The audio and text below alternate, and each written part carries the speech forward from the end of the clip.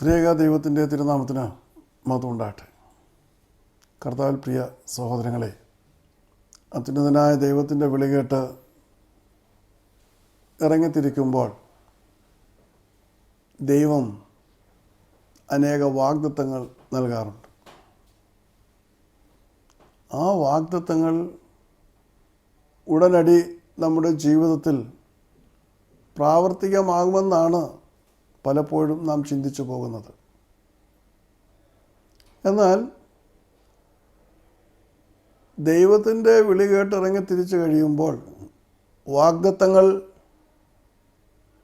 നമ്മുടെ മുൻപിലുണ്ടെന്നുള്ളത് ഒരു യാഥാർത്ഥ്യമാണ്. പക്ഷേങ്കിൽ ആ വാഗ്ദത്തങ്ങളിലേക്കുള്ള പ്രയാണം പലപ്പോഴും വളരെയധികം ദുഷ്കരമാണ്. അനേക പരീക്ഷണങ്ങളെ, പ്രതികൂലങ്ങളെ, പ്രതിബന്ധങ്ങളെ അതിജീവിച്ച് അവയിൽ വിജയം പ്രാപിച്ചാണ് ദൈവം തൻ്റെ വാഗ്ദത്തങ്ങൾ തൻ്റെ ഭക്തന്മാർക്ക് നൽകുന്നത്. അതിനു വേണ്ടിയിട്ട് ദൈവം തൻ്റെ ഭക്തന്മാരിൽ താൻ വിളിച്ച് വേർതിരിക്കുന്നവരിൽ നിന്നും പ്രതീക്ഷിക്കുന്ന ഒരു വലിയ കാര്യമാണ് ക്ഷമ. ദൈവത്തിനു വേണ്ടി ക്ഷമയോടെ കാത്തിരിക്കുവാൻ ഒരു ദൈവപൈതലിന് കഴിയണം. ദൈവം ചെയ്യുന്ന വാഗ്ദത്തങ്ങൾ തീർച്ചയായും പൂർത്തീകരിക്കപ്പെടും.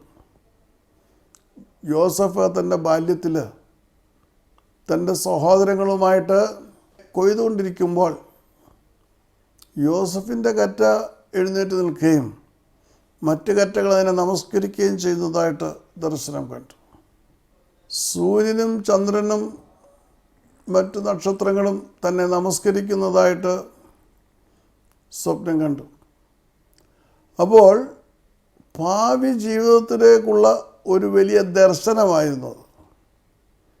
എന്നാൽ ദൈവം തനിക്ക് വാഗ്ദത്തം ചെയ്ത ആ മഹോന്നതമായ പദവിയിലെത്തുവാൻ യോസഫിന് അനേകമായ ക്ലേശങ്ങൾ, കഷ്ടങ്ങൾ, നഷ്ടങ്ങൾ, സങ്കടങ്ങൾ സഹിക്കേണ്ടി വന്നു. ദാവീദിൻ്റെ ജീവിതത്തിൽ ദാവീദിനെ ഇസ്രായേലിൻ്റെ 2ാമത്തെ രാജാവായിട്ട് അഭിഷേകം ചെയ്തു. അതോടുകൂടി അവന് കടന്നു പോകേണ്ടി വന്നത് അനേകമായ പ്രതിബന്ധങ്ങളിലൂടെയാണ്. ഈ പ്രതിബന്ധങ്ങളിൽ മുൻപോട്ട് പോകുവാൻ നിവൃത്തിയില്ലാതെ നിലവിളിക്കുന്ന ദാവീദിനെ നമുക്ക് കാണുവാൻ കഴിയും. അവനെ 21 പ്രാവശ്യമാണ് കൊല്ലുവാൻ ശ്രമിച്ചത്. അവൻ്റെ പ്രിയപ്പെട്ട ഭാര്യ മീഖളിനെ ശൗല് വേർപിരിച്ചു മാറ്റി. സ്വന്തം മകളാണ്. അങ്ങനെ ദൈവം ഇസ്രായേലിൻ്റെ രാജാവായിട്ട് അഭിഷേകം ചെയ്ത് കഴിഞ്ഞതിന് ശേഷം അനേകമായ കഷ്ടനഷ്ടങ്ങളിലൂടെയാണ് ദാവീദിന് മുൻപോട്ട് പോകേണ്ടി വന്നത്. പക്ഷേ അവിടെയെല്ലാം ദാവീദ് ക്ഷമയോടെ കാത്തിരുന്നു. ദൈവത്തിൻ്റെ വാഗ്ദത്തങ്ങൾ നമ്മുടെ ജീവിതത്തിൽ പ്രാവർത്തികമാക്കുവാൻ ദൈവത്തിന് കഴിയണമെങ്കിൽ നാം ക്ഷമയോടെ അവന് വേണ്ടി കാത്തിരിക്കുവാൻ കഴിയണം. അതെ, 40-ാം സങ്കീർത്തനം 1-ാം വാക്യത്തിൽ അതുകൊണ്ടാണ് ദൈവം പറയുന്നത്, ഞാൻ യഹോവയ്ക്കായി ക്ഷമയോടെ കാത്തിരുന്നു, അവൻ എങ്കിലേക്ക് ചാഞ്ഞെൻ്റെ നിലവിളി കേട്ടു. Many a time when we are called by the Almighty God, He gives us His promises. And we expect the promises to be fulfilled immediately. But as days go by and we don't find the realization of the promises given to us, we become impatient. We cannot wait upon the Lord. It's true that it's the Almighty God who had given the promise. It is Almighty God who wanted to use you and make you to a great instrument in the hands of God, who wanted to provide you in a mighty way so that you can be lifted up to do His work. These are all facts. But we find that we have to wait upon the Lord for the Lord to execute all these things. That's what in Psalm 40 verse 1 it says, I waited patiently upon the Lord. That's a great quality. You have to wait. Today people are impatient. They want instant blessings from God. They want instant miracles from God. They want instant action from the Almighty God. They cannot wait upon the Lord. Why we should wait upon the Lord? That's a great question. God wants us to wait for Him. Why? Because when He gives us a promise, He will not forget the promise given to you, but at the same time, for the realization of that particular promise, He has to arrange so many things which may have taken its own time. That is very important. So, waiting is the criteria. ദൈവത്തിൻ്റെ പ്രവർത്തനത്തിന് വേണ്ടി കാത്തിരിക്കണം. അവൻ്റെ വാഗ്ദത്തങ്ങളുടെ പൂർത്തീകരണത്തിന് വേണ്ടി കാത്തിരിക്കണം. ഞാൻ ഈ channel തുടങ്ങുന്നതിന് മുൻപ്,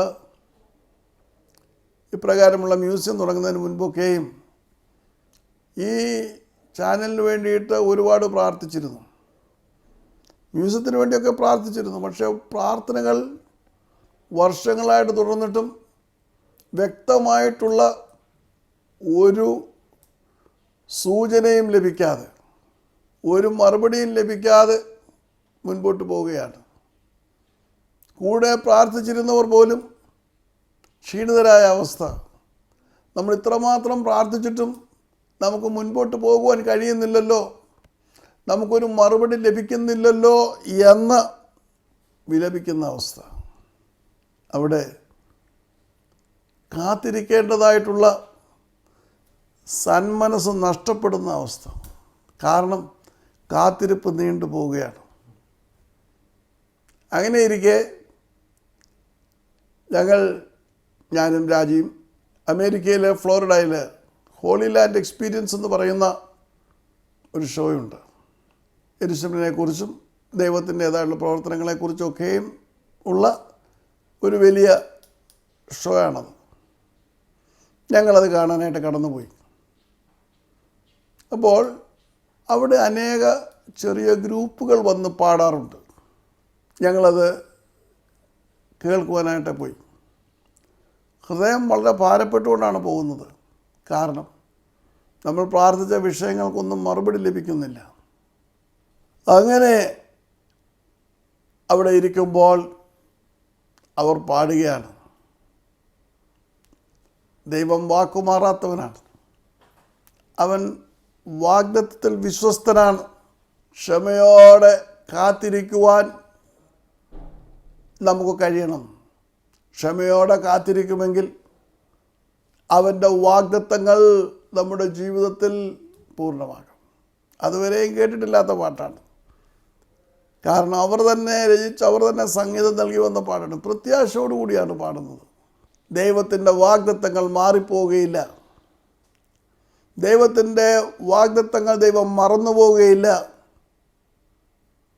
അത് പിന്നീട് അവൻ അനുഗ്രഹങ്ങളുടേതായിട്ടുള്ള കൊടുമുടികളിലേക്ക് അവന് വേണ്ടി ക്ഷമയോടെ കാത്തിരിക്കുന്നവരെ കരം പിടിച്ചു കയറ്റും. ദുഃഖം നിറഞ്ഞ ഞങ്ങളുടെ ഹൃദയങ്ങളിലേക്ക് വിശ്വാസത്തിൻ്റെയും പ്രത്യാശയുടെയും ഒരു കുളിർകാറ്റായിട്ടാണ് ആ പാട്ട് ഞങ്ങൾ കേൾക്കുവാൻ കഴിഞ്ഞത്. എൻ്റെയും നിങ്ങളുടെ ആത്മീയയാത്രയിൽ ക്ഷമയോടെ നമുക്ക് കാത്തിരിക്കുവാൻ കഴിയണം. ഇവിടെ സങ്കീർത്തനക്കാരൻ അതിൻ്റെ 2-ാം വാക്യത്തിൽ പറയുന്ന കാര്യവും ശ്രദ്ധേയമാണ്. Whenever God gives us a promise, we must wait upon the Lord. What I was talking was that how we were upset because there were no answers for our prayer to start our television channel and the museum. We were praying for so many years. Not only we, our brothers and sisters around the world were praying for it. Years went one after another. And still we were waiting. There's no reply was coming. And finally, I attended the show called Holy Land Experience in Florida, USA. And there, some sort of folklore singers, must be some small band, village, from some village had come and they were given a chance to sing. And they were singing, how faithful is God in His promises. He will never form, it was as if God was speaking to us. God will never fail you in His promises. He will fulfill them. But the condition is that we have to wait upon the Lord. Well, that was a new revelation. We knew that we have to wait upon the Lord, but to encourage us, to boost us in our faith, that song was a great source of help. To wait upon the Lord. Many a time we are impatient. We want miracles to take place just as we take instant soups and instant coffees. We cannot wait at all. But the psalmist says, to gain blessings from the Almighty God, you have to wait upon the Lord. And He will incline Himself, His ears unto you. And He would hear your cries. He would hear my cries. He would incline His ear to me and He will hear my cries. അവൻ എങ്കിലേക്ക് ചാഞ്ഞ് എൻ്റെ നിലവിളി കേട്ടു. Yes, He heard his supplications. And verse 2 says, how he was lifted up from the pit.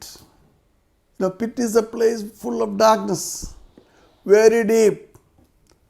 Nobody can reach you in the pit because whatever you shout or scream, the voice will never come on the top of the pit because you are in a deep pit.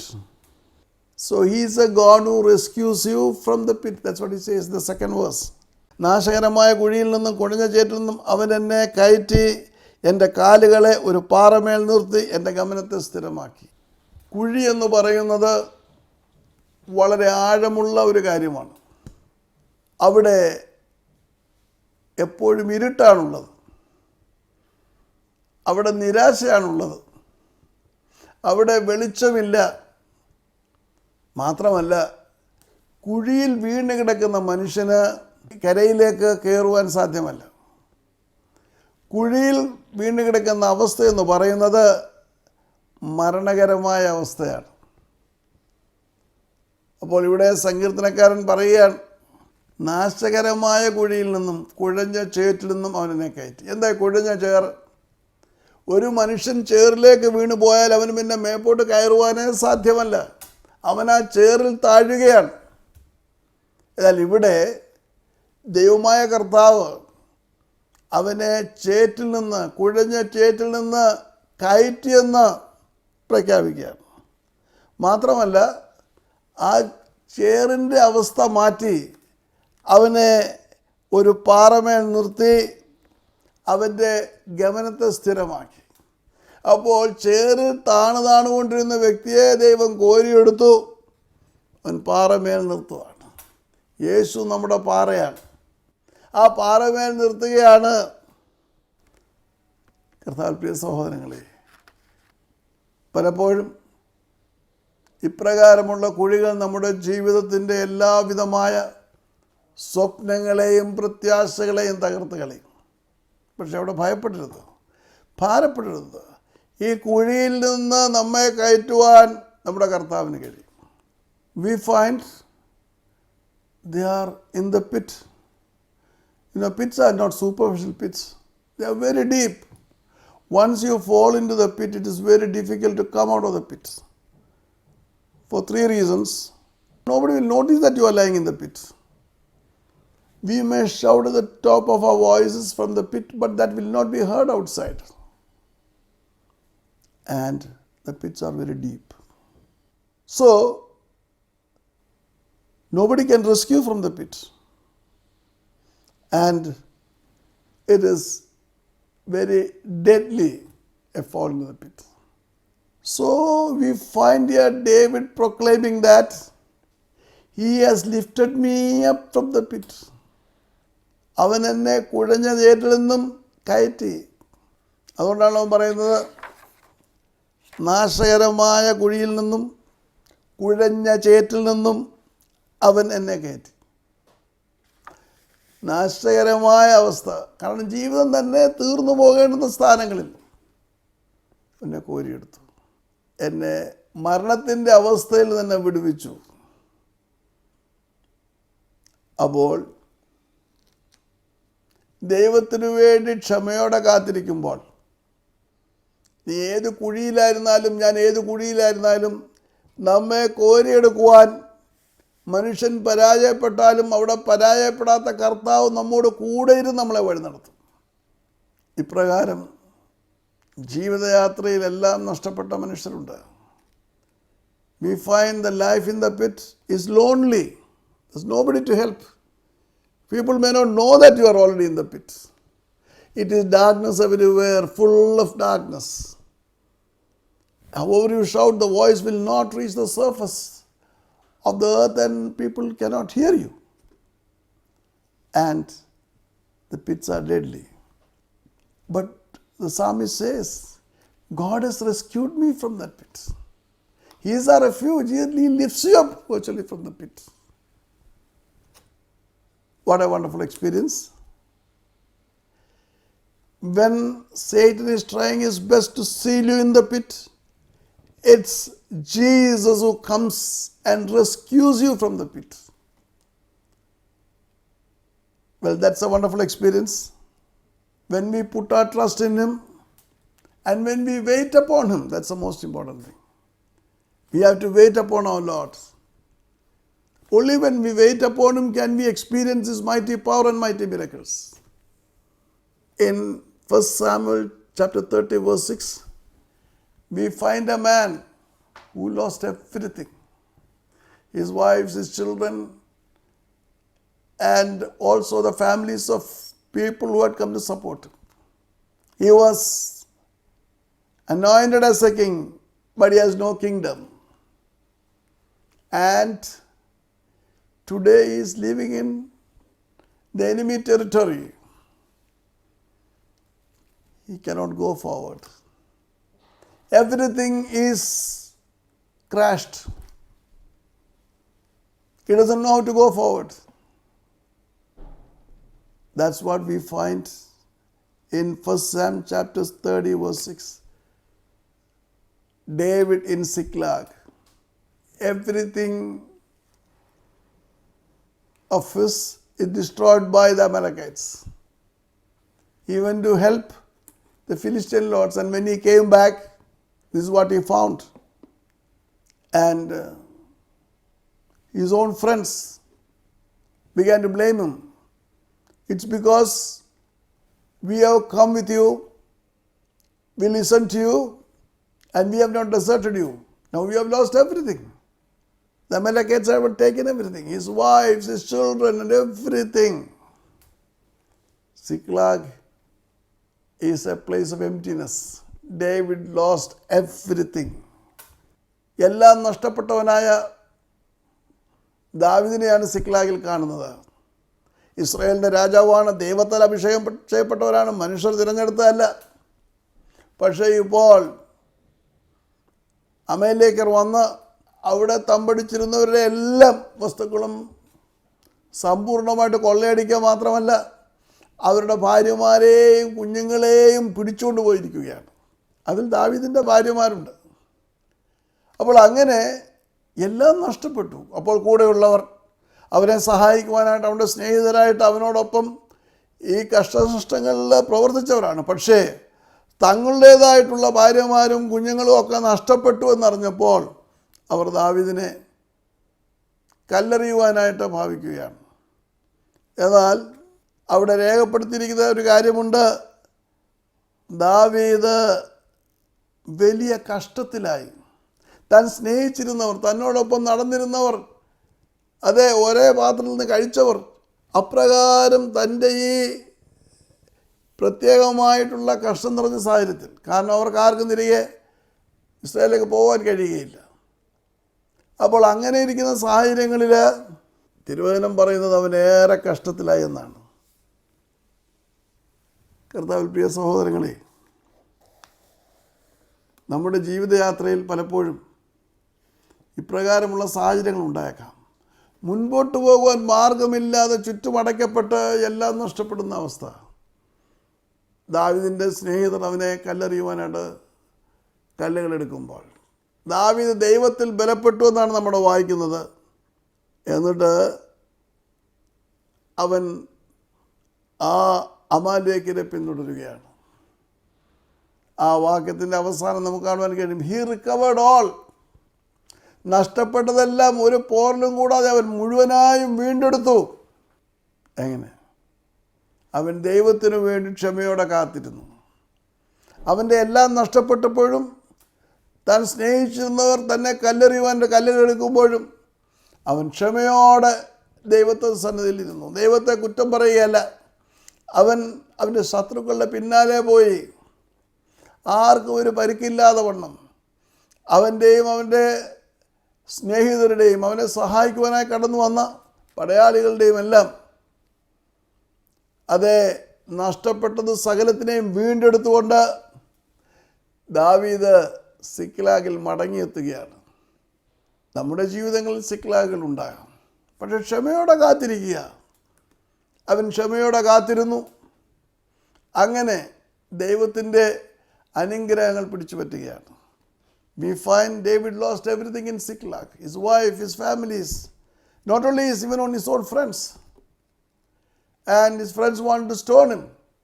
But we find God protecting him. And finally we find the small sentences. David recovered all. Whatever he lost, whatever the Amalekites had taken, were brought back. So, this is the fate of somebody who waits upon the Lord. This is the reward for somebody who waits upon the Lord. God wants to give everything back to you. But it's absolutely necessary that we wait upon the Lord.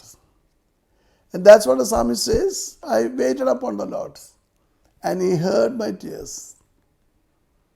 നാം ദൈവത്തിന് വേണ്ടി കാത്തിരിക്കുന്നവരാണ്. ദൈവത്തിൻ്റെ പ്രവർത്തിക്കാനുള്ള അഭിവാഞ്ചം നമ്മളുണ്ടാകണം.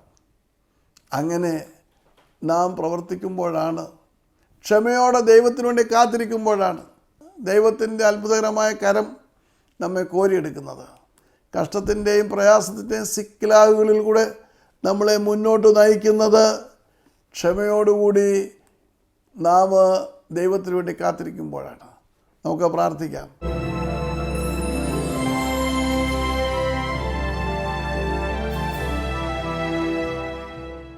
സ്നേഹിതയായ ഞങ്ങളുടെ സ്വർഗ്ഗസ്ഥ പിതാവിൻ്റെയും വലിയ സമയത്തിനായിട്ട് സ്തോത്രം. ക്ഷമയോടുകൂടി അങ്ങേക്ക് വേണ്ടി കാത്തിരിക്കുവാനും അവിടുത്തെ വാഗ്ദത്തങ്ങൾ പ്രാപിപ്പാനും ഈ വചനം കേൾക്കുന്ന ഓരോരുത്തരെയും സഹായിക്കണമേ. അവിടുത്തെ നാമടികളുടെ കൂടുതലായി മഹത്വപ്പെടാൻ ഇടയാക്കണമെന്ന് യേശുനാഥൻ അപേക്ഷിക്കുന്ന കൃപയുടെ കേൾക്കുവാനാണമേ. ദൈവം നമ്മെ അനുഗ്രഹിക്കട്ടെ.